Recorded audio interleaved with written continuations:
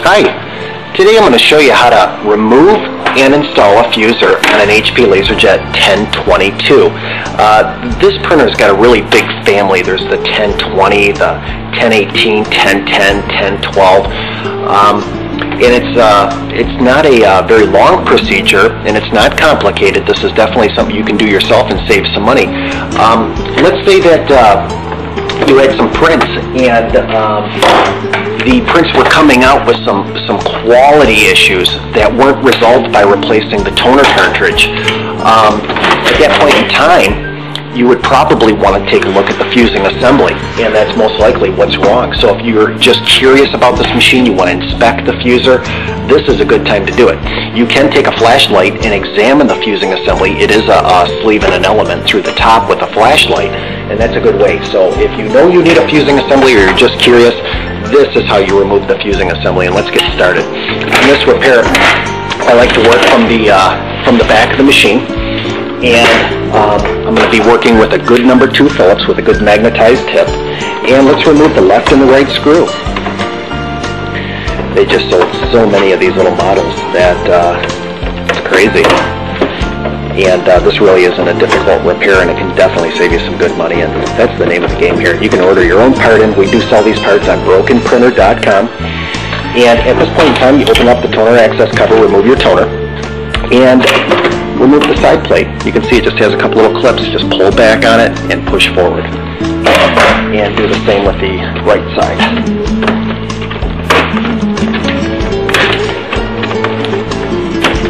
Most of the time with these little printers, it's just the battle of knowing how the cosmetics come off. And again, same thing, you got a couple little pins right in the front that hold it in. Kind of put your parts to the side. At this point in time, you'll have one screw on the left side. Let's remove that. Just like this.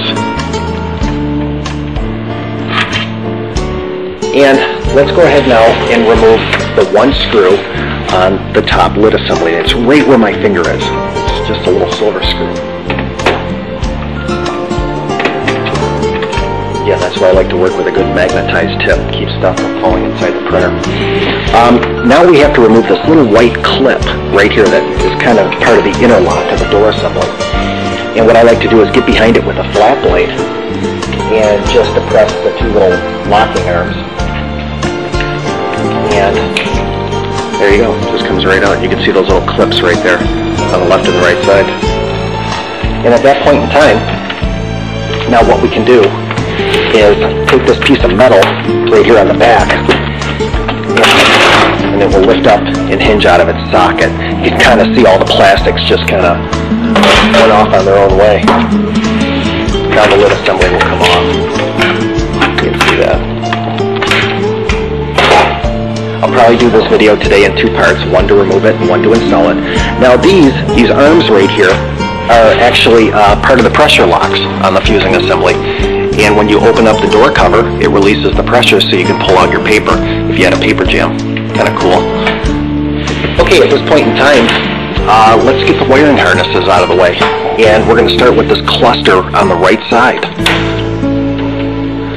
And what we're going to do is just kind of feed these back out of their sockets. Get them all through their channels. Get them out of the way.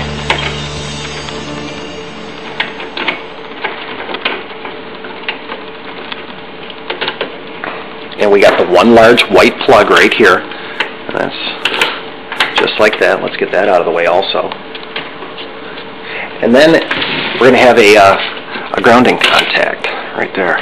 Let's pull that out. So let's get all these wires out of their tracks and separate them. Okay. Now the fusing assembly on this model, it's really easy. It's only held in by 3 screws. One on the left, right by the big drive gear. One on the top by the arm,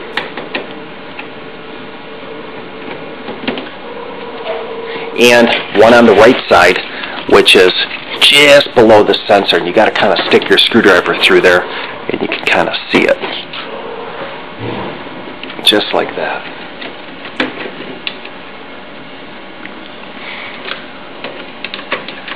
Again, with a good magnetized screwdriver, you can get kind of fetch those screws when they fall. That's it. The fusing assembly on this model will come right out now. There you go.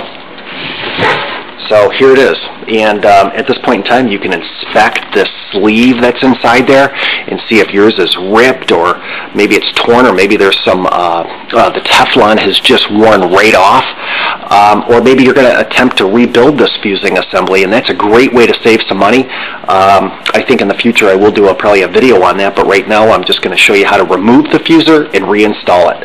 So when we come back on part 2, we're going to reinstall the fusing assembly.